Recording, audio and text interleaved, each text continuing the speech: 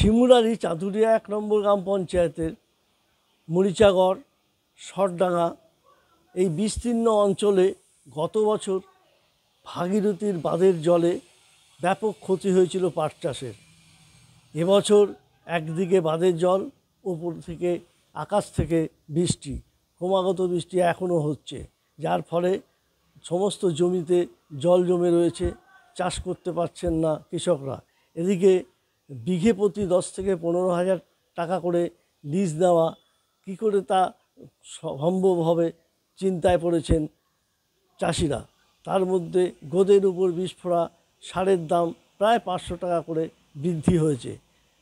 চাষ করে কিভাবে তারা এই শোধ করবেন বা টাকা দিতে পারবেন তা নিয়েই তারা ভাবিত। যদি সরকার একটু তাদের দিকে নজর দেয়, সেদিকেই তাকিয়ে রয়েছে চাষিরা। আমাদের এখানে ধনে, সর্ষে, ঝিঙে, উচ্ছে, ফুটি,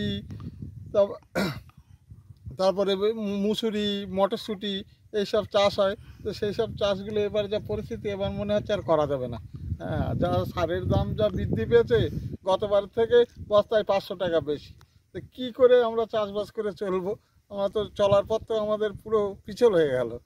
চাষবাস করছি লাঙল নিয়ে, ট্র্যাক্টর নিয়ে, কোনো আবাদেই আমাদের লাভ হচ্ছে না। সারের দাম বেশি, ২,০০০ ২,৫০০ টাকা বস্তা সার, ডিআইপি সার, এইসব ১০-২৬ সারগুলো খুবই দাম। লিভার ৫০০ টাকা নিয়ে পাট কাটতে হয়। এই জন্য আমরা খুবই লজার আছি। চাষ করে আমরা উন্নতি করতে পারছি না, শুধুই লস হচ্ছে। এটা যদি সরকার না দেখে, তাই আমরা কি করে কি করব?